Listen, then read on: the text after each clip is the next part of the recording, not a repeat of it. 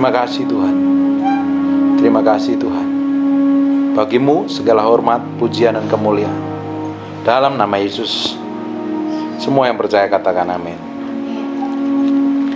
Bapak Ibu, semua yang Tuhan janjikan harusnya kita bisa nikmatin. Semua yang Tuhan janjikan dalam kehidupan kita harusnya kita bisa nikmatin. Tapi yang jadi masalahnya, banyak orang percaya, banyak orang Kristen tidak pernah bisa menikmati janji Tuhan sampai masa kematiannya menjemput mereka. Kenapa? Karena ada bagian yang Tuhan sudah selesaikan di kayu salib, itu bagiannya sudah selesai. Tapi ada bagian kita yang harus kita kerjakan. Kalau bagian Allah itu sudah selesai 2000 tahun yang lalu, tetapi bagian kita yang harus kita kerjakan. Makanya kenapa banyak sekali orang Kristen hidup dalam dosa, kepahitan tidak bisa mengampuni. Kenapa banyak sekali orang Kristen jatuh dalam dosa perzinahan? Kenapa banyak orang Kristen kepahitan dan sakit hati tidak bisa mengampuni, terjebak dalam kehidupan duniawi, pikirannya seperti orang dunia, sekalipun mereka ke gereja, tapi kelakuannya tidak jauh beda dengan orang dunia. Kenapa mereka berpikir seperti itu? Karena dia tidak pernah mau memperbaharui kelakuannya, pikirannya untuk diubah menjadi serupa segambar dengan Tuhan. Tapi mengharapkan ke gereja untuk menerima berkat Tuhan, menerima segala sesuatu yang baik dari Tuhan. Padahal Tuhan harusnya semua janjinya itu kita nikmatin. Tapi kebanyakan kita tidak bisa menikmatin janji Tuhan. Ternyata terbukti banyak orang Kristen masih sakit penyakit, menderita, bahkan hidup dalam kesengsaraan, hidup dalam penderitaan.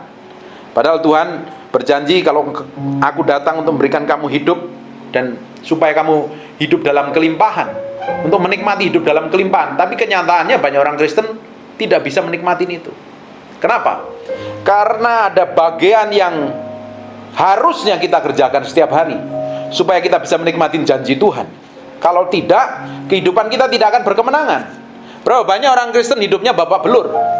Berapa banyak orang Kristen yang hidupnya setiap harinya jatuh di dalam dosa, jatuh dalam pencobaan-pencobaan yang ada?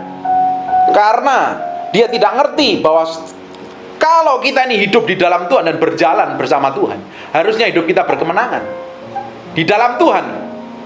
Keselamatan yang Tuhan berikan itu sebenarnya sudah selesai, sudah kelar 2000 tahun yang lalu. Di Efesus 2 ayat yang ke-8, Efesus 2 ayat yang ke-8, sebab karena kasih karunia kamu diselamatkan oleh iman, itu bukan hasil usahamu, tetapi pemberian Allah. Sejak kita mengalami kelahiran baru, kita terima Yesus sebagai Tuhan dan Raja dalam hidup kita, roh kita yang diperbaharui, tetapi jiwa kita ini belum diperbaharui sama sekali. Sampai kita menyerahkan hidup kita kepada Tuhan di Roma 12 ayat kedua, baru kita akan mengalami proses pembaharuan dari hari ke hari. Kalau tidak, kita bisa ke gereja tapi mulai memiliki pola pikir yang lama, memulai gaya hidup yang lama, kelakuan yang lama. Karena sejak kita dilahirkan kembali, rohnya yang diperbarui. Tapi kita pakai rambut yang dicat merah, rambut kita tetap dicat merah. Kalau pakai gigi palsu kita tidak berubah. Betul apa enggak? Kalau hari Minggu, hari ini kita mengalami kelahiran baru, dan hari Sabtu masih memikirkan hal dunia, hari ini pun masih pola pikir yang sama, masih ingat-ingat loh. Cara pikir kita, cara pandang kita yang lama tidak berubah. Yang baru itu adalah manusia, roh kita yang diperbarui. Manusia ada 3 bagian: roh, jiwa, dan tubuh. Sesuai kata Tuhan di Yeskiel pasal yang ke-36 ayat 24, 25, 26, 27, kalau kita terima Yesus secara sungguh-sungguh, kita terima Yesus sebagai Tuhan dan Raja, yang diperbarui adalah manusia, roh kita. Roh kita yang lama dibuang, diberikan roh yang baru, dan roh yang baru itu jadi tempat tinggalnya Tuhan. Roh yang baru tadi itu kudus, suci, tak bercacat celah. Bukankah Tuhan itu adalah kudus, suci, tak bercacat celah? Dia tidak bisa tinggal pada pribadi yang kotor. Makanya orang harus dilahirkan kembali. Semua orang Kristen harus mengalami kelahiran baru. Kalau tidak, dia masih memakai manusia yang lama. Dia Allah tidak akan bisa tinggal dalam pribadi orang yang masih kotor dan najis. Makanya Tuhan berikan roh yang baru tadi dari tempat tinggalnya Tuhan. Tapi pikirannya kan belum diperbaharui. Makanya tidak heran banyak orang Kristen itu terus jatuh di dalam dosa. Sekalipun dia udah lahir baru, sekalipun dia rajin ke gereja. Kenapa berpikirannya masih kotor, berpikirannya masih najis? Kenapa dia masih bisa selingkuh? Kenapa bisa menipu? Kenapa dia masih bisa berbohong? Karena setelah lahir baru, pikirannya itu tidak baru. Pikiran yang baru itu setelah kita lahir baru, kita perbaharui setiap hari bersama Tuhan. Kalau tidak, bisa minggu ke gereja, rajin beribadah, tetapi masih memiliki pola pikir orang duniawi. Ini yang harus diperbarui setiap hari. Amin. Kalau tidak, kehidupan kita tidak akan pernah bisa mengalami kemenangan dari hari ke hari. Hidup kita tidak akan bisa diubahkan menjadi serupa segambar dengan Tuhan. Nah, kekristenan adalah perjalanan hidup kita bersama Tuhan. Kalau tidak, kita akan menjadi orang Kristen yang tidak pernah bisa berubah dari ke sehari, dari tahun ke tahun tidak sama. Makanya banyak orang katanya anak Tuhan, tapi kok kelakuannya seperti itu. Pernah dengar seperti itu kan? Kenapa? Kok dia kan pelayanan, dia kan sudah jadi hamba Tuhan, tapi kenapa kok seperti itu? Karena ekspektasi orang, kalau melihat orang Kristen, orang yang melayani Tuhan, orang yang percaya Tuhan itu harusnya berubah menjadi serupa segambar dengan Tuhan. Tapi kalau didapatin tidak menjadi seperti Tuhan, tidak serupa segambar dengan Tuhan, mereka tersandung. Makanya dia ngomong, kenapa kok seperti itu jadi orang percaya? Karena apa? Kok nggak berubah terus? Karena mereka tidak pernah mau memperbaharui pikirannya. Dia pikir kalau saya datang ke gereja sudah berubah semuanya. Ternyata tidak. Nyatanya banyak orang Kristen tiap minggu ke gereja, rajin, tetapi pola hidupnya, pola pikirnya banyak sekali menjadi batu sandungan terhadap orang lain. Karena dia pikir kalau saya udah ke gereja udah berubah semuanya. Tidak. Karena ada bagian kita yang harus diubahkan. Kita itu memang diselamatkan oleh kasih karunia, bukan karena usaha kita. Yesus mati di kayu salib dan dibangkitkan tuh mati menebus dosa kita, untuk menyelamatkan kita dari manusia yang berdosa, untuk dijadikan menjadi manusia yang kudus suci seperti Tuhan. Bukan karena usaha kita, tapi setelah kita diselamatkan, kita mau ngapain? Dari pihak Tuhan udah selesai loh. Dari pihak kita yang harus perlu kita kerjakan. Tuhan udah selesai berikan keselamatan. Dan Tuhan tidak pernah ambil keselamatan itu dari kita. Sekali Tuhan beri, Tuhan tidak pernah ambil. Tuhan kerjaannya itu memberi dan memberkati. Setan kerjaannya mencuri, membunuh, dan membinasakan. Tetapi keselamatan kita itu bisa hilang. Keselamatan orang Kristen itu bisa lenyap, hilang, kalau kita itu mengundurkan diri di hadapan Tuhan. Buka sebentar di Ibrani pasal yang ke-38. Ibrani pasal yang ke-10 ayat 38 dan 39.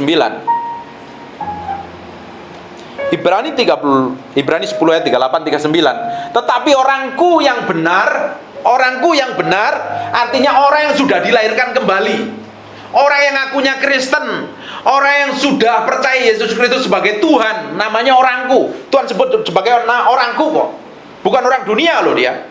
Tuhan ngomong, tetapi orangku yang benar akan hidup oleh iman. Orang benar itu hidupnya oleh iman, bukan oleh karena penglihatan. Dan apabila yang mengundurkan diri bukan Tuhan, tetapi orang benar tersebut mengundurkan diri, maka aku tidak akan berkenan kepadanya. Makanya keselamatan orang itu bisa hilang. Yang menghilangkan bukan Tuhan, tapi orang tersebut. Kenapa orang tersebut menghilangkan? Karena dia tidak mau berjalan sesuai dengan ketetapan dan kehendak Tuhan. Harusnya yang menjadi bagiannya dia tidak kerjakan. Makanya banyak orang teologi, banyak pendeta ngomong loh, sekali selamat tetap selamat loh. Tapi Alkitab ngomong kalau mengundurkan diri nggak selamat loh.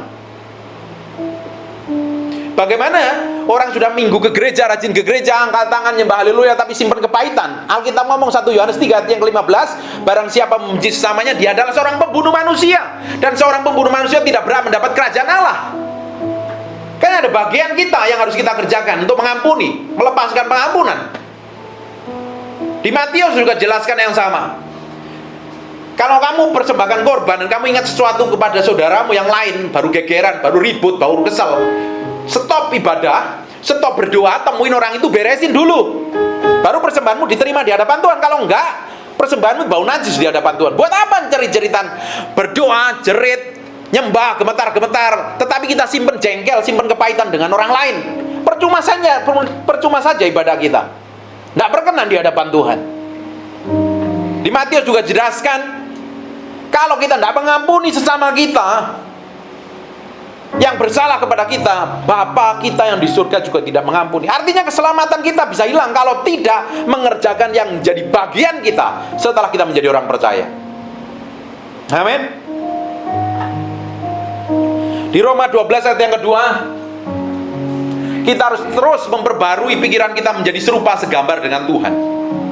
Ada bagian kita yang harus kita kerjakan, karena jiwa kita tidak diselamatkan Tuhan, tubuh kita nggak diselamatkan Tuhan. Tubuh ini akan binasa. Yang diselamatkan Tuhan itu adalah manusia, roh kita. Nah, jiwa kita, ini bagian kita yang harus kita kerjakan setiap hari. Makanya ada ayat yang ngomong, pikul salib sangkal diri. Yang disangkalin adalah semua keinginan yang sumbernya di jiwa kita ini. Keinginan, kemauan, dan kehendak kita. Jadi ada bagian yang Allah sudah kerjakan, dan ada bagian kita. Kalau tidak kita kerjakan, kita akan menjadi orang Kristen yang stagnan, tidak berkembang, tidak mengalami apa-apa. Dari tahun ke tahun jadi orang Kristen, tidak mengalami pertumbuhan secara rohani, hidupnya tak ada memberi dampak kepada orang lain, bahkan hidupnya menjadi batu sandungan kepada orang lain. Karena apa? Janganlah kamu menjadi serupa dengan dunia ini. Kita nggak boleh sama dengan orang dunia. Pola pikir kita, cara pandang kita, cara hidup kita, cara kita melayani Tuhan tidak boleh sama. Harus berbeda dengan orang lain.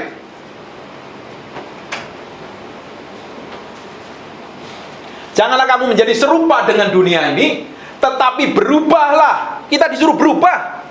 Pola pikir kita, cara pandang kita, cara kita melihat segala sesuatu yang terjadi dalam hidup kita, cara kita bereaksi pun harus berubah sesuai dengan kacamata Tuhan, bukan reaksi kita, kemauan kita, ego kita. Sehingga kamu dapat membedakan mana kehendak Allah. Orang yang tahu persis hidup berjalan bersama Tuhan, melakukan semua yang Tuhan mau, mengerti isi hati Tuhan, pikirannya diperbaharui, cara pandangnya diperbaharui, orang tersebut lama-lama diubah menjadi serupa seperti Kristus. Makanya dia bisa membedakan mana kehendak Allah yang baik, yang berkenan kepada Allah, dan yang sempurna. Kehendak Allah ada 3, yang baik saja, yang baik ya baik, yang berkenan, dan yang sempurna. Harusnya kehidupan kita mengejar segala sesuatu yang sempurna menurut kacamata Allah. Kalau tidak, kehidupan kita itu akan sama seperti orang dunia. Buka sebentar di Roma pasal yang ke-8 ayat yang ke-5. Berapa banyak orang Kristen yang sudah ke gereja bertahun-tahun tetapi tetap sama kelakuannya. Cara pandangnya, pola pikirnya, kelakuannya, hidupnya tidak mengalami perubahan. Bahkan malah menjadi batu sandungan pada orang lain. Dan dia pikir kalau sudah ke gereja dia anggap sudah masuk surga. Dia pikir sudah ke gereja sudah diselamatkan. Tunggu dulu. Bagaimana orang yang ngaku ke Kristen ke gereja tapi hidupnya penuh kepahitan dan benci dan dendam, tidak bisa mengampuni orang lain. Terus dia pikir masuk surga. Hidupnya masih dalam dosa, hidup dalam perzinahan, hidup dalam kepahitan, hidup dalam luka batin. Dan Tuhan mau kita didapatin, kita menjadi kudus, suci, tak bercacat celah, seperti yang Tuhan mau loh. Bukan seenak kita, bukan semau kita sendiri. Kekristenan kita harus mengejar kekekalan. Hidup kita harus berjalan, setiap hari berjalan dari iman kepada iman. Dari iman yang satu, hari ini berjalan pada iman, besok pada iman. Terus sampai kita menjadi serupa segambar dengan Tuhan, mengalami pertumbuhan. Tapi banyak orang Kristen bangga dengan kekristenannya. Saya udah ke gereja kok hari Minggu, karena memuaskan rutinitas sebagai orang Kristen. Kalau Minggu harus beribadah. Kalau orang lain ya hari Jumat atau hari Rebo atau hari lain. Kalau orang Kristen, karena saya ini orang Kristen, sudah belajar, sudah lahir dari Kristen, dari bayi sudah Kristen. Kalau saya Minggu gak ke gereja rasanya tertuduh. Kalau kekristenannya hanya sebatas itu, jangan-jangan apa yang kita lakukan tidak berkenan di hadapan Tuhan. Orang berpikir dengan minggu ke gereja udah diselamatkan, beribadah. Tapi ternyata orang seperti itu tidak akan pernah mengalami breakthrough dan terobosan. Hidupnya tidak akan diubahkan. Makanya hidupnya terus masih jatuh dalam dosa. Pikirannya berpikir seperti orang dunia. Kelakuannya sama seperti orang dunia. Bagaimana orang pola pikirnya, cara pandangnya seperti orang dunia bisa dipimpin Roh Kudus? Orang yang tidak bisa bergaul, nggak memiliki persekutuan dengan Tuhan. Bagaimana orang yang bisa dipimpin oleh Tuhan? Hanya orang yang bergaul dengan Tuhan, memiliki keintiman dengan Tuhan, berdoa, menyembah Tuhan. Orang tersebut adalah orang yang bisa dipimpin Roh Kudus dalam kehidupan seharinya. Kalau enggak, kehidupan kita akan tidak berpadan dengan Injil. Orang yang hidupnya berpadanan dengan Injil adalah orang yang menyerahkan hidupnya sepenuhnya kepada Tuhan, memiliki keintiman kepada Tuhan. Kalau tidak, pikirannya nggak bisa ditaklukkan kepada firman, ujungnya orang tersebut akan berpikiran seperti orang dunia. Akhirnya apa? Kalau berpikir seperti orang dunia, hidupnya dipimpin oleh kedagingan. Sebab mereka yang hidup menurut daging memikirkan hal daging. Berapa banyak orang Kristen mengalami seperti ini? Minggu ke gereja tapi pikirannya seperti orang dunia, memikirkan yang dari daging. Mereka yang hidup menurut roh memikirkan hal-hal yang dari roh. Kalau roh kita yang berkuasa, kontrol, mengendalikan sepenuhnya pikiran kita. Jiwa itu ada 3 bagian. Manusia ada 3 bagian: roh, jiwa, dan tubuh. Dan jiwa ada 3 bagian juga. Apa yang kita pikir, apa yang kita rasa, dan apa yang kita mau. Pikiran kita, perasaan kita, kemauan kita ini kebanyakan bertolak belakang dengan apa yang Tuhan mau. Betul apa enggak? Kita disuruh doa, ngantuk tidur malah. Suruh puasa, laparnya bukan main. Karena selalu bertentangan dengan roh. Kita suruh baca firman malah tidur, ngantuknya luar biasa. Karena apa? Nggak ada kehidupan di dalamnya. Karena jiwa ini selalu bertentangan dengan apa keinginan, apa yang menjadi keinginan roh. Nah, jiwa ini harus ditaklukkan sepenuhnya kepada firman, kepada kehendak Tuhan. Kalau tidak, kehidupan orang percaya, saya percaya kalau tidak ditaklukkan menjadi orang yang dipimpin oleh kedagingannya. Nggak heran mereka bisa jatuh dalam dosa. Nggak heran sebagai bahkan pendeta pun bisa jatuh dalam dosa karena tidak menaklukkan, menundukkan pikirannya sepenuhnya kepada Kristus. Kalau kehidupan kita nggak ngalami seperti itu, kita akan hidup babak belur terus. Dan proses ini kita harus lakukan setiap hari. Nggak bisa ditawar lagi. Ayat yang ke-6. Karena keinginan daging adalah maut. Keinginan daging tujuannya satu, untuk membinasakan, maut, kematian kekal. Tetapi keinginan roh adalah hidup dan damai sejahtera. Tapi keinginan roh kita yang di dalam kita ini maunya itu berdoa, maunya nyembah Tuhan, maunya hidup dalam kebenaran. Bahkan Paulus ngomong, aku tuh ingin melakukan segala sesuatu yang seperti yang Tuhan kehendaki. Tapi di sisi lain dagingku tuh nggak mau melakukannya. Ada perjuangan antara roh dan daging kita, antara roh dan jiwa kita selalu bertentangan. Kalau kita hidup dipimpin daging, ujungnya kita akan hidup dalam kebinasaan. Tetapi kalau hidup kita dipimpin oleh Roh Kudus, hidup kita akan menuju kekekalan dan damai sejahtera. Ayat yang ke-7. Sebab keinginan daging adalah perseteruan terhadap Allah. Semua keinginan daging, dan keinginan daging ini adanya di jiwa kita. Makanya, sebab keinginan daging adalah perseteruan terhadap Allah. Semua pikiran kita itu bertentangan dengan firman Tuhan. Kita disuruh mengampuni, beratnya yang bukan main loh. Kita disuruh datang minta maaf aja, beratnya bukan main. Karena egonya yang memimpin, dagingnya yang memimpin. Karena ia tidak takluk kepada hukum Allah, hal ini memang tidak mungkin baginya. Keinginan daging tidak bisa ditaklukkan kepada Tuhan. Sampai kita tuh menyerahkan diri kita sepenuhnya di hadapan Tuhan, baru bisa. Ayat 8. Mereka yang hidup dalam daging tidak mungkin berkenan kepada Allah. Kalau orang hidupnya di dalam daging, sekalipun orang Kristen, ngakunya udah rajin ke gereja, tapi hidupnya dalam kedagingan, mana bisa dia hidup dalam kebenaran? Tidak mungkin. Terus, tetapi kamu tidak hidup dalam daging, melainkan dalam roh. Jika memang roh Allah diam di dalam kamu, tetapi kami juga tidak memiliki roh. Tetapi jika orang tidak memiliki roh Kristus, ia bukan menjadi milik Kristus. Buka sebentar di Galatia pasal yang kelima.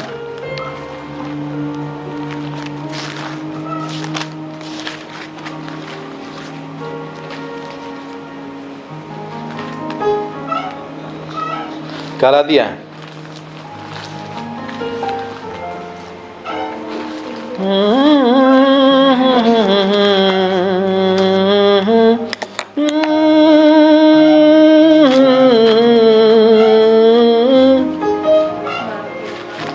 Galatia pasal yang kelima, ayat yang ke-16. I just want to praise you, lift my hands and say, I love you, you are everything to me.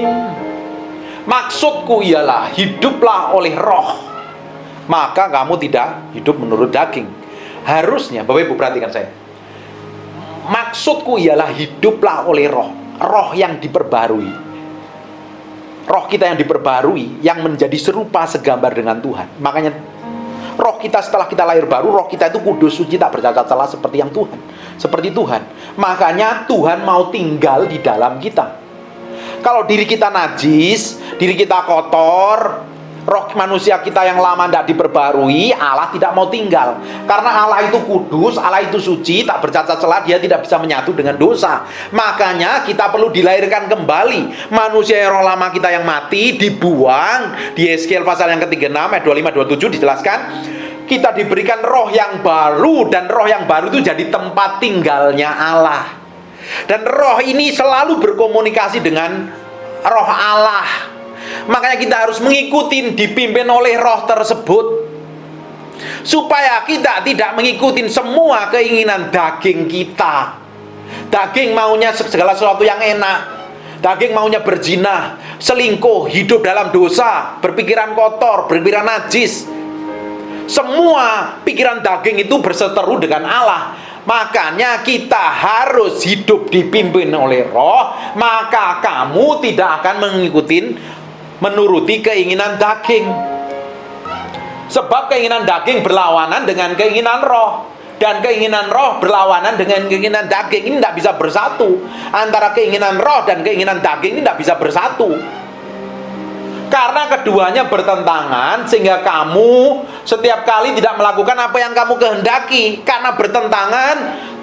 Roh maunya kita berdoa, tiba-tiba kita tidur. Roh maunya kamu puasa, tapi nyatanya kita malah makan. Laparnya bukan main. Roh ngomong ampuni dia, wong enak aja Tuhan, aku kan udah bener, yang dia yang salah, ngapain gua harus mengampuni? Selalu bertentangan. Kamu harus hidup kudus, tiba-tiba pikiran kita kotor dan najis. Ada selalu yang bertentangan di dalam diri kita. Bapak Ibu, setiap hari kita akan diperhadapkan dengan banyak sekali hal yang kita harus memutuskan, hidup dipimpin roh atau hidup dipimpin daging. Setiap hari loh. Dan letaknya peperangan itu adanya di dalam pikiran kita. Dan pikiran itu adalah medan pertempuran, dan setan tahu persis medan pertempuran yang powerful itu adanya di pikiran. Makanya pikiran ini perlu diisi dengan firman. Di Roma 12 ayat yang kedua dijelaskan, berubah oleh pembaruan budimu. Budi kita, pola pikir kita, cara pandang kita harus sesuai dengan kebenaran firman Tuhan. Makanya perlu belajar firman Tuhan. Dengerin khotbah di YouTube, dengerin pengajaran-pengajaran yang bagus. Semua khotbah hamba Tuhan ada di YouTube kok. Tinggal klik, bisa dengerin kok. Kalau malas baca buku, dengerin khotbah. Supaya apa? Pikiran kita, pola pikir kita, cara pandang kita itu berjalan seperti yang Tuhan mau, sesuai dengan firman Tuhan ini. Kalau tidak, kita akan menjadi seperti orang dunia. Kita terapkan cara pandang dunia, kita terapkan pola pikir dunia. Ujungnya hidup kita babak belur. Berapa banyak kita mengikuti cara pandang orang dunia, berpikiran tidak berpadanan dengan Kristus, berpikiran seperti orang dunia, akhirnya kita kebentur-bentur masalah. Sebenarnya kalau kita mau sukses dan berhasil, saya sudah ngomong berkali-kali, simple, dengerin Tuhan ngomong dan lakukan, pasti sukses dan berhasil. Karena semua tokoh di Alkitab di dalam perjanjian lama dan bahkan perjanjian baru, ketika dia mau melakukan segala sesuatu, dia tanya Tuhan, dia ikutin apa yang Tuhan mau, dan ujungnya pasti berhasil. Tapi kalau menentang atau melakukan hal yang tidak seperti yang Tuhan mau, pasti babak belur hidup. Kenapa hidup kita selama ini babak belur? Kenapa hidup kita selama ini banyak masalah? Karena kita tidak mengikuti apa yang Roh Kudus mau. Kita ngikutin keinginan daging kita. Ujungnya kita bentur-bentur masalah. Dan akhirnya ujungnya tetap cari Tuhan kan? Ujungnya kita jerit sama Tuhan, balik lagi kepada Tuhan kan? Amin. 18. Akan tetapi jikalau kamu memberi dirimu, kita harus memberi diri. Roh Kudus tidak mau memimpin orang yang tidak mau dipimpin. Kita harus memberikan hati kita, pikiran kita, hidup kita untuk dipimpin Tuhan. Tuhan mau memimpin orang yang mau dipimpin. Makanya dia ngomongnya, akan tetapi jikalau kamu memberi dirimu, kita beri dulu hidup kita. Kita beri hati kita, kita beri semua pikiran dan kemauan kita kepada Tuhan, supaya ngapain? Bisa dipimpin oleh Roh Kudus. Kita sendiri yang ngambil inisiatif untuk dipimpin Tuhan. Tuhan berikan kehendak bebas ke dalam diri kita. Kita bisa memilih segala sesuatu. Terserah, mau pilih dosa, up to you. Mau pilih hidup berkenan, up to you. Tapi selama kita hidup di dalam Tuhan dan kita memberi diri kita untuk dipimpin Roh Kudus, menyerahkan semua roh, jiwa, dan tubuh kita untuk dipimpin Roh Kudus, maka kita tidak bisa hidup lagi di bawah hukum. Tidak lagi di bawah hukum Taurat, tapi menjadi orang merdeka. Kalau hukum dulu tertulis, hukum tidak lagi tertulis sekarang, adanya di dalam hati kita. Makanya kalau kita mau melakukan dosa, tiba-tiba ada sesuatu yang tidak enak di dalam diri kita. Kita bohong, tiba-tiba ada rasa yang tidak enak lagi. Apalagi kalau kita melakukan dosa, tiba-tiba ada rasa tertuduh yang di dalam, merasa terluka. Siapa itu? The Holy Spirit. Kalau semakin kita responi dengan baik, responi kita dengan kesungguhan hati, lama-lama kepekaan itu semakin tajam. Bahkan kita melakukan yang tidak sesuai dengan Tuhan. Apa yang Tuhan mau, Tuhan tiba-tiba ngomong. Dan kepekaan itu begitu kuat dalam diri kita. Tapi kalau kita ini melakukan hidup semau kita sendiri, seenak kita sendiri, kebal, mau melakukan dosa, masa bodoh, suruh ngampuni enak aja. Mau dia gua yang benar, dia yang salah, kok enak aja gua suruh ngampuni. Memang siapa dia? Belum tahu dia siapa gua. Berapa banyak orang berpikir seperti itu? Karena tidak ada lagi kepekaan yang di dalam hatinya. Cuek makanya, ngikut hukum dagingnya yang mengikuti. 19.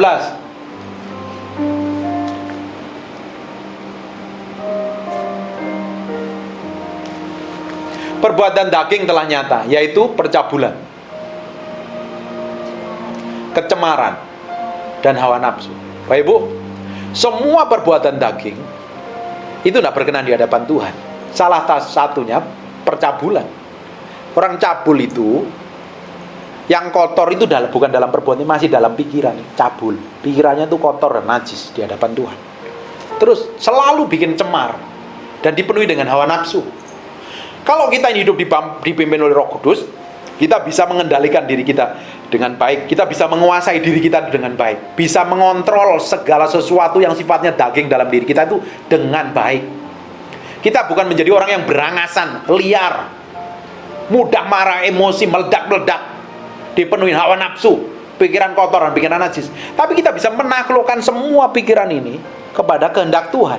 Kita bisa berpikir seperti Filipi 4 ayat 8, pikirkanlah suci, sedap didengar, patut dipuji, sebut kebajikan. Itu kita taklukkan pikiran itu ke arah sana. Ayat yang ke-20,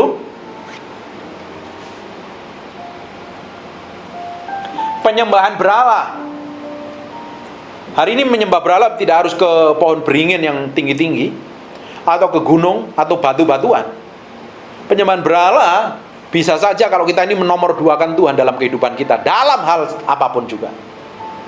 Kalau Tuhan sudah menjadi nomor 2, pekerjaan kita menjadi nomor 1, istri kita, anak kita, keluarga kita, uang kita, mobil kita menjadi nomor 1, kita lebih banyak luangkan waktu di sana, kita sudah menjadi otomatis menjadi penyembah berhala. Makanya malas suruh berdoa, malas menyembah Tuhan. Hati-hati. Berhala bukan berarti kita harus nyembah ke tempat penyembahan kuil-kuil, atau ke Gunung Kawi, atau ke pohon beringin yang rindang. Tapi kalau Tuhan sudah menjadi nomor 2, artinya kita sudah menjadi penyembah berhala. Tuhan harus menjadi satu-satunya. Makanya Alkitab ngomong, kasihlah Tuhan Allahmu dengan segenap hatimu dan segenap kekuatanmu, supaya Tuhan menjadi nomor 1. Kalau Tuhan itu menjadi nomor 1 dalam kehidupan kita, ujungnya segala sesuatu yang kita kerjakan, Tuhan akan bikin berhasil untuk kemuliaan namanya. Perselisihan, kenapa orang bisa berselisih? Jengkel, karena nggak cocok dengan satu dengan yang lain. Punya masalah nggak cepat diselesaikan, pendapatnya kita nggak bisa terima, omongannya kita nggak bisa terima, kita akhirnya berselisih, gegeran. Kalau gegeran nggak cepat diselesaikan, kita pulang, terus ketemu dia akhirnya noleh, kita males ketemu orang itu. Katanya nggak enak dalam hidup saya. Lama-lama kita dendam, benci, akhirnya membunuh. Orang penuh iri hati, orang lain diberkati, kita nggak diberkati, cemburu, marah. Dia udah pakai mobil, saya masih pakai motor. Motor pun STNK-nya nggak kuat bayar, platnya mati lagi, bannya kempes, bannya gundul. Akhirnya apa? Sakit hati. Kenapa kok dia diberkati, saya nggak diberkati? Iri hati dengan orang lain. Orang yang diberkati nggak diberkatin, orang dipakai Tuhan kok saya nggak dipakai Tuhan. Dia pakai baju bagus kok saya beli baju yang di pinggir jalan 100.000 dapat 3. Dia pakai pengharum, pakai parfum merek Bulgari kok saya pakai pengharum ruangan. Ngiri semuanya. Karena apa? Orang hatinya tidak dipimpin oleh Roh Kudus. Amarah, dikit-dikit meledak marah. Istri salah ngomong sedikit aja ngamuk, ngomongnya kasar. Neneknya, engkongnya, encimnya, orang tuanya dibawa-bawa semuanya. Ini orang penuh amarah, merasa dirinya paling benar sendiri, merasa dirinya paling benar sejagat raya, dan orang lain salah semua. Naik motor disenggol sedikit ngamuk, nyetir mobil dipotong sedikit marah, meledak. Semuanya dipenuhi dengan amarah. Bahkan dari kebun binatang, dari kecoa, tokek, kadal, belalang disebutin semua kalau marah. Artinya nggak ada penguasaan diri, nggak ada pengendalian diri. Orang dipenuhi amarah, kepentingan diri sendiri, semuanya aku, diriku dan saya. Yang menjadi Tuhannya orang yang mementingkan diri sendiri adalah dirinya sendiri. Allah Tritunggalnya bukan Allah Bapa, Putra dan Roh Kudus, tetapi aku, diriku dan saya. I, me and myself. Orang seperti ini dia menjadi orang yang egois sekali. Ditegur nggak bisa, marah. Kalau ditegur nyerang balik yang negurnya. Kamu nggak mengasihi saya, cari kelemahannya yang negur, dijelek-jelekin. Ini orang yang pentingin diri sendiri, ini egoisnya bukan main. Orang nggak seperti ini mau bisa dipakai Tuhan. Orang seperti ini bisa dipercayakan kerajaan Allah. Orang seperti ini bisa masuk kerajaan Allah. Egoisnya bukan main. Segala sesuatu kalau nggak ada untungnya dia nggak mau lakukan. Ketemu orang pun, ke gereja pun, kira-kira aku dapat untung apa? Ini orang yang mementingkan diri sendiri. Percideraan, benci sama orang lain, nggak bisa mengampuni. Kalau sekali disakitin, dia ingat sampai seumur hidup. Ketika disebut namanya tiba-tiba jengkel. Apalagi kalau ketemu di jalan, ketemu dia, enak aja. Dan kalau dia ngomong, orang yang pernah dikeselin, yang ngeselin itu pernah ngomong di depannya dia, langsung dia taruh bibirnya. Berapa banyak orang seperti itu? Cibir, sinis, kadang menghargai, sebenarnya merasa dirinya paling benar, dirinya paling hebat, dirinya paling kudus. dirinya paling suci sejagat raya, dan orang lain salah semua. Bagaimana orang seperti ini masuk surga? Terus ngakunya di gereja, I surrender all. Terus ngangkat Tuhan, haleluya, puji namamu. Tapi kelakuannya tidak mencerminkan kehidupan seperti yang Tuhan mau. Terus dipikir masuk surga. Kerjaannya memecah belah, gosipin. Kalau ketemu sama si A, dia ngomongin si B. Ketemu si B, ngomongin si C. Jelek-jelekin. Karena sebenarnya orang-orang seperti itu ada di gereja dia Mason sana. Di Jakarta nggak ada. Banyak orang seperti itu. Sebenarnya mereka adalah pingin pengakuan, pingin diakuin orang lain, pingin didengarin orang lain. Sebenarnya mereka adalah orang-orang yang pingin kasih, karena hampa hatinya, makanya suka ngomongin orang lain. 21. Kedengkian. Tahu nggak dengki? Iri dan dengki. Kemabukan. Sukanya pesta pora. Senengin diri sendiri. Tapi suruh pikul salib sangkal diri nggak mau. Suruh doa puasa, ayo kita doa, ayo. Malasnya bukan main. Ngapain, mendingan gua ke kafe, ngopi, ambil ngobrol-ngobrol nyantai. Kan gaul gue. Ngapain gue meski doa, itu kuno. Orang-orang seperti ini, ada orang yang dipimpin oleh kedagingan. Tapi saya melihat hari ini banyak anak-anak muda yang dipakai Tuhan luar biasa. Generasi-generasi yang di bawah 50 tahun tuh banyak sekali orang yang radikal mengikut Tuhan dan mencintai Tuhan sungguh-sungguh. Mereka hidup dalam kebenaran, hidup dalam kesucian. Tapi di sisi lain ada satu generasi yang benar-benar terhilang. Hidup ngawur. Dan saya berdoa kehidupan manusia seperti ini tidak ada di gereja loh. Terhadap semuanya itu kuperingatkan kamu seperti yang telah kubuat dahulu. Barang siapa melakukan hal yang demikian, tidak akan mendapat bagian dalam kerajaan Allah. Siapa bilang kalau kita Kristen, sudah ngaku jadi Kristen, terus kita langsung masuk surga teng-teng? Ternyata ada hal yang perlu dipikul dan disalibkan setiap hari. Semuanya yang tadi itu, yang kita bahas tadi itu letaknya di jiwa kita. Kemauan, kehendak, dan perasaan kita. Itu yang perlu kita salibkan setiap hari. Setiap hari, supaya kita terus berjalan seperti yang Tuhan mau. Di Roma 12 ayat yang kedua,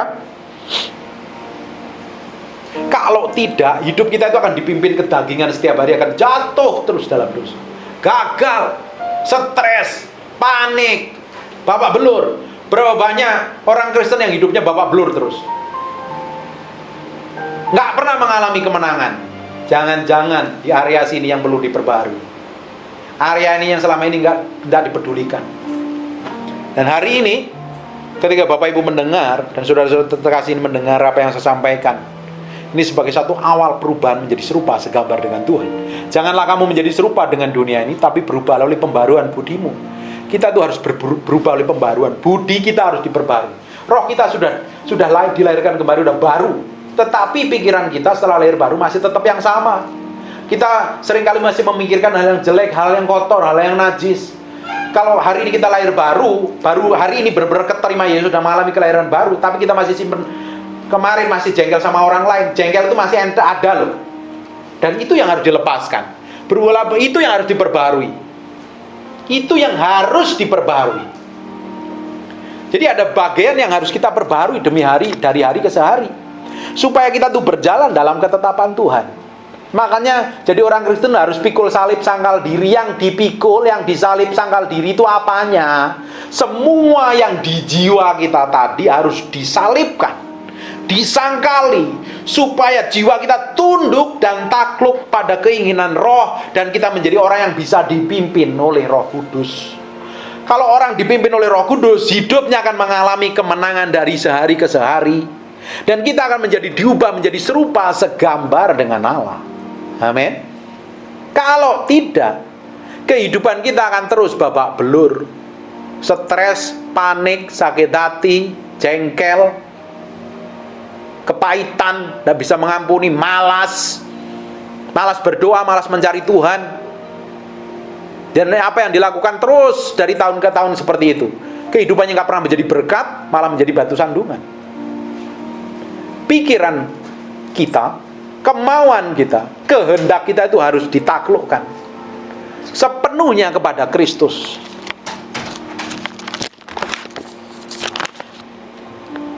Buka sebentar di Kolose pasal yang ke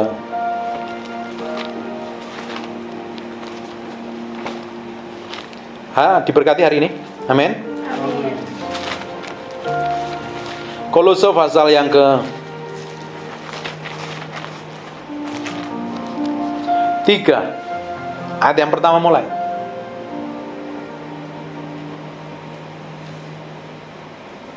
Karena itu, kalau kamu dibangkitkan bersama Kristus, kalau kita sudah mengalami kelahiran baru dan diselamatkan, harusnya semua pikiran kita, carilah perkara yang di atas. Kita di mana Kristus ada, duduk di sebelah kanan Allah Bapa. Terus pikirkanlah perkara yang di atas, bukan yang di bumi. Yang kita kejar adalah perkara kekekalan. Kalau pikiran kita itu pikiran yang di atas, bukan yang di bumi, itu pikiran kita itu kebenaran firman Tuhan. Kalau pikiran kita ini berbicara tentang kebenaran firman Tuhan, pikiran yang tadi di Galatia pasal yang ke-5, semua keinginan daging itu akan lenyap otomatis. Amin. Terus, sebab kamu telah mati dan hidupmu bersama dengan Kristus. Kita setelah lahir baru, kita mati di dalam Kristus. Makanya kita dibaptis, artinya kita dimatikan di dalam Kristus dan muncul menjadi manusia baru dan bersembunyi. Terus yang keempat, apabila Kristus yang adalah hidup kita menyatakan diri kelak, kamu akan menyatakan diri bersama Dia di dalam kemuliaan. Orang Kristen yang model seperti ini yang akan masuk dalam kerajaan Allah, bukan orang Kristen yang dipimpin oleh kedagingan. Dan untuk kita bisa menaklukkan jiwa kita sepenuhnya kepada Kristus, makanya buka sebentar di Filipi 4 ayat yang ke-8. Jadi akhirnya, di ujungnya, kalau kata Alkitab ngomong jadi akhirnya, di ujungnya, saudara-saudara, di ujung dari segala sesuatu itu jadi akhirnya, saudara-saudara, semua yang benar yang harus dipikirkan. Semua yang mulia, semua yang adil, semua yang suci, semua yang manis, semua yang sedap didengar, semua yang disebut kebajikan dan patut dipuji, pikirkanlah semuanya itu. Kita harus memikirkan segala sesuatu yang benar, yang manis, patut dipuji, yang disebut kebajikan, kita harus pikirkan. Semua pikiran kita harus diarahkan kepada ini. Kalau kita nih ketemu dengan orang lain dan pikirannya jelek, oh itu nggak patut dipuji, nggak sedap didengar, nggak usah didengerin. Kalau kita menghadapi masalah dan kita bikin khawatir, wah itu tidak adil, nggak suci, nggak sedap didengar, nggak usah dipikirin. Kita arahkan segala pikiran, pola pikir kita, cara pandang kita yang dari dunia yang jelek-jelek itu kita arahkan patokannya itu seperti ini. Kalau tidak seperti ini, nggak usah dipikirin. Tapi berapa banyak orang stres, khawatir sampai bunuh diri karena apa? Pikirannya dikendalikan oleh perkara-perkara yang duniawi. Tetapi orang Kristen punya patokan. Kalau tidak sesuai dengan apa yang Tuhan mau, yang manis, semua yang mulia, yang benar, yang suci, yang manis, dan sedap didengar, semua yang disebut kebajikan patut dipuji, kalau itu datang kepada kita, nggak usah dipikirin, ditolak. Supaya apa? Kita tetap dalam kontrol dan kendali Tuhan. Jiwa kita semakin hari semakin diperbarui. Cara kita memperbarui pikiran kita, harus kita menyelaraskan pola pikir kita, cara pandang kita sesuai dengan kebenaran firman Tuhan. Patokannya ini nih. Kalau tidak sesuai dengan ini, nggak usah dipikirin.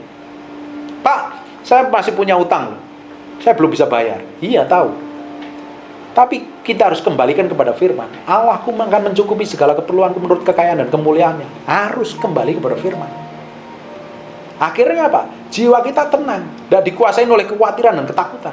Tapi kalau kita terima segala sesuatu yang negatif dari dunia, kita terima ujungnya, kita akan dipimpin oleh kedagingan kita. Akhirnya jiwa kita ini yang memimpin. bukan kehendak Roh Kudus. Makanya setiap hari kita harus merenungkan firman. Alkitab ngomong, ya, Allah ngomong sama Yosua, jangan lupa memperkatakan kitab Taurat ini siang dan malam, supaya apa yang kamu kerja. Yosua 1 ayat 8, coba buka sebentar.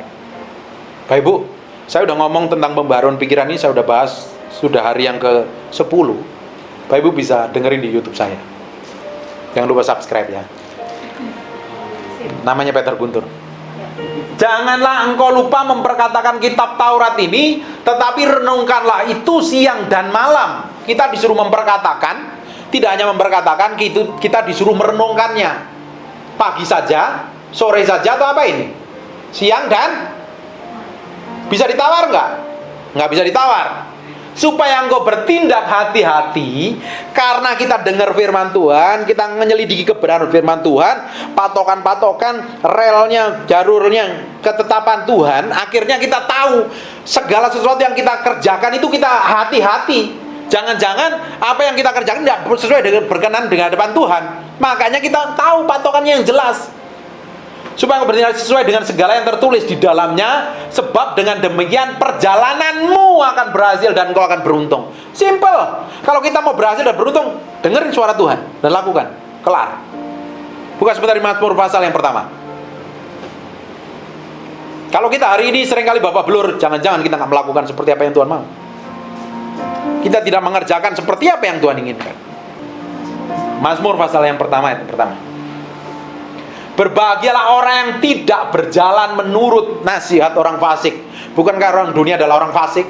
Ngomongnya selalu jelek, ngomongnya negatif. Orang dunia itu kalau ngomong tentang orang lain itu kebanyakan negatifnya dibanding positifnya. Itu orang fasik. Jangan diikutin. Tetanggamu, saudaramu, temanmu, bahkan orang tuamu kalau ngomongnya negatif gak usah diikutin. Berbahagia orang yang tidak berjalan menurut nasihat orang fasik kok. Kerjanya orang fasik itu ngomong yang jelek kepada orang lain. Jarang ngomong yang positif. Yang tidak berdiri di jalan orang berdosa, yang tidak duduk dalam kumpulan pencemooh. Orang yang ngomongin orang lain, jelekin orang lain, gak usah diajak bergaul orang seperti itu. Yang kedua, tetapi yang kesukaannya ialah Taurat Tuhan, dan yang merenungkan Taurat itu siang dan malam. Bisa ditawar lagi nggak?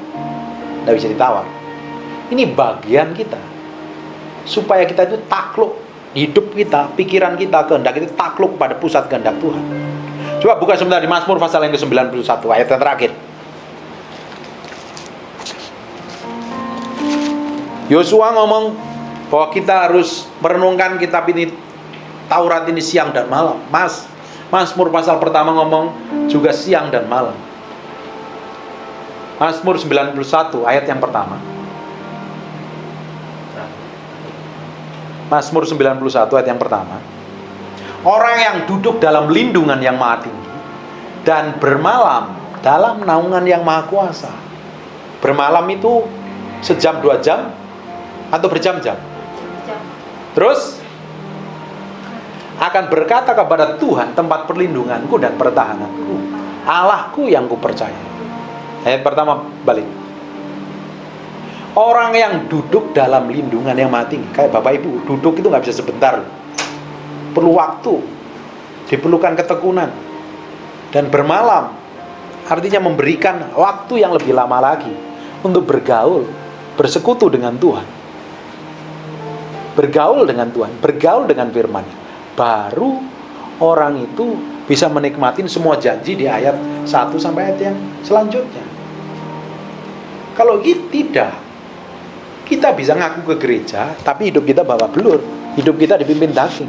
Makanya tidak heran kenapa kedagingan kita ini lebih kuat dibanding manusia roh kita.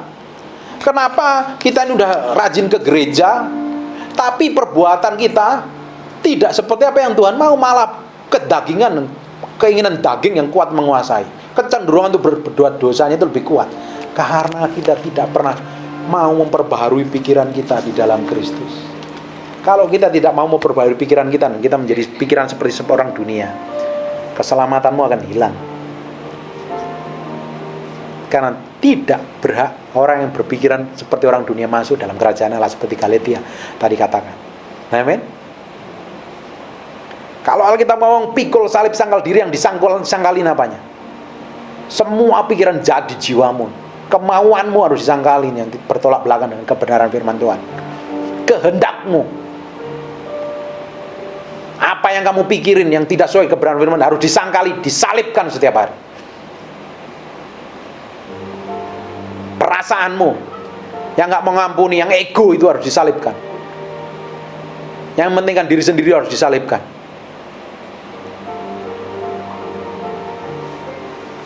Apa yang kamu pikir, apa yang kamu rasa, dan apa yang kamu mau harus disalibkan dan ditaklukkan kepada Kristus, supaya hidup kita mengalami kemenangan dari hari ke hari.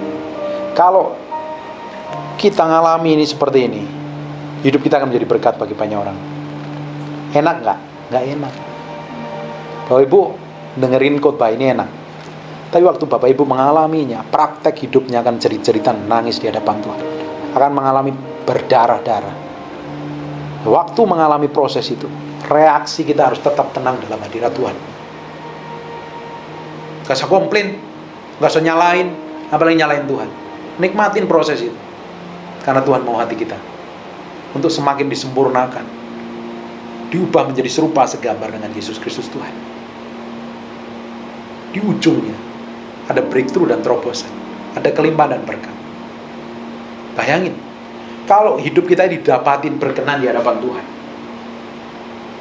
segala sesuatu yang kita kerjakan, yang kita lakukan setiap hari berjalan bersama Tuhan, kira-kira Tuhan mengasihi kita, memproteksi kita nggak?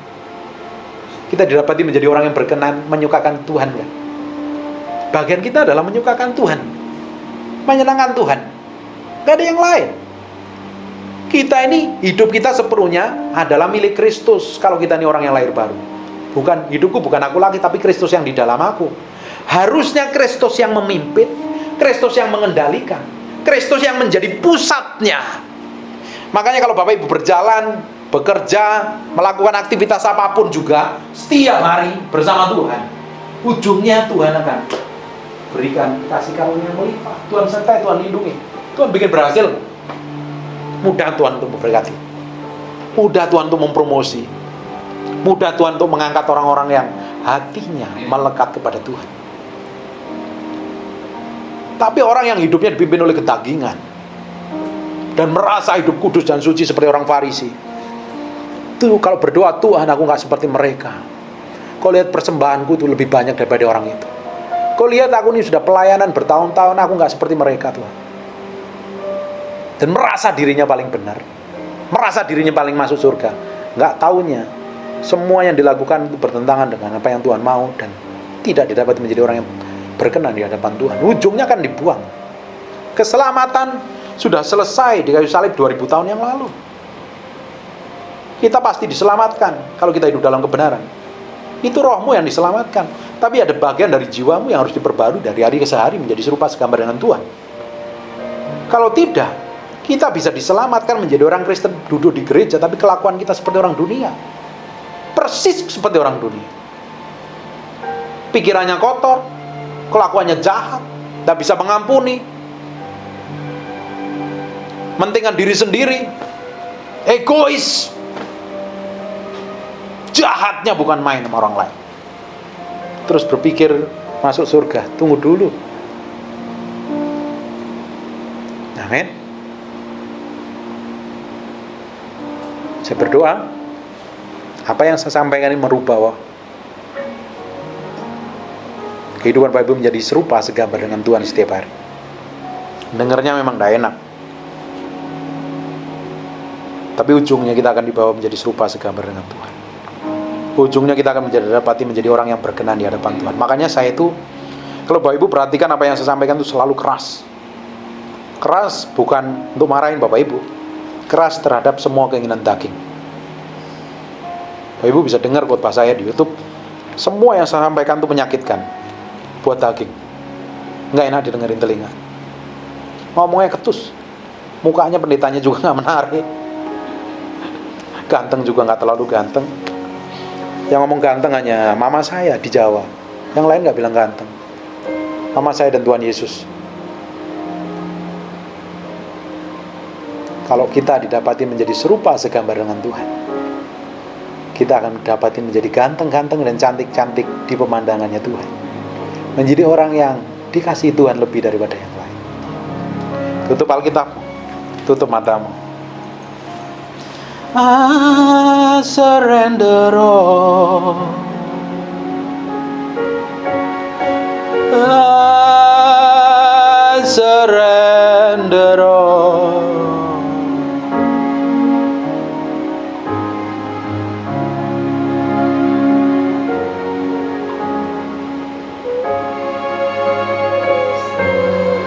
Bangkit berdiri sama-sama.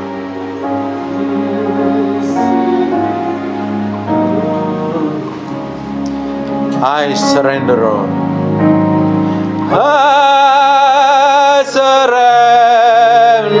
all. Ralabakashin.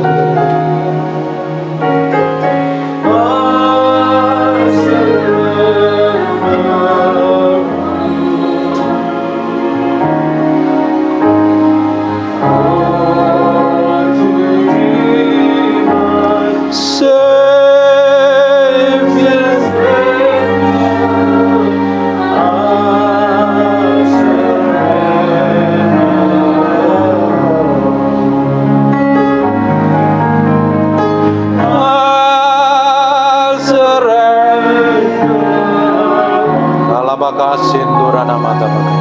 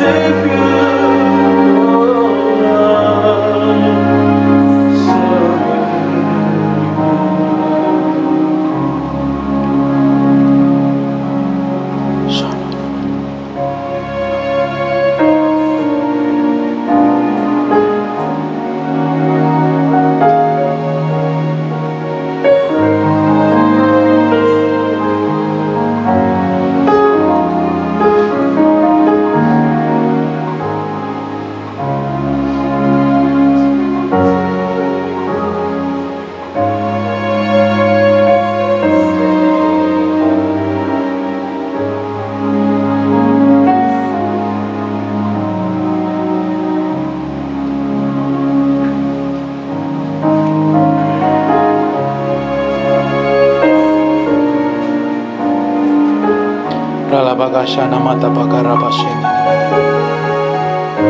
Makara labata bakana rana mata bakashin. Hina maka para labata karara lamashin.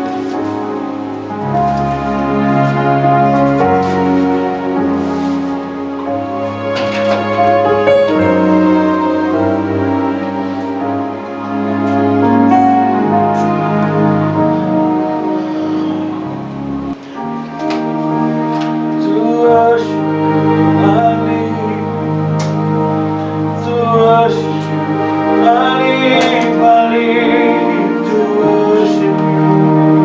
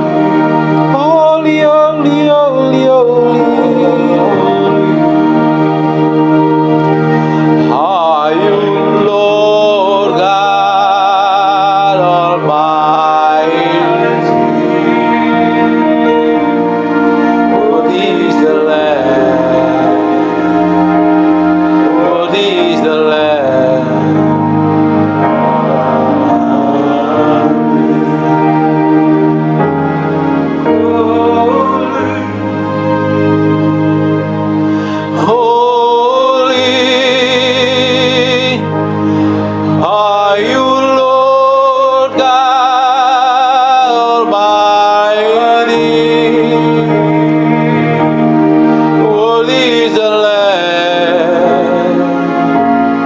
Worthy is the Lamb. You are holy, holy. Are you Lord God Almighty? Worthy is the Lamb. Worthy is the Lamb. Amen. Holy Spirit,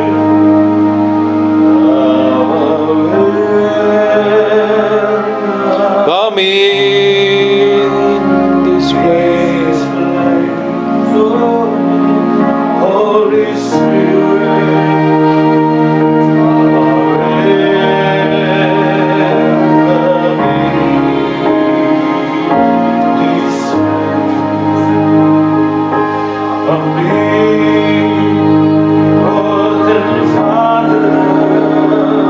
oh mercy,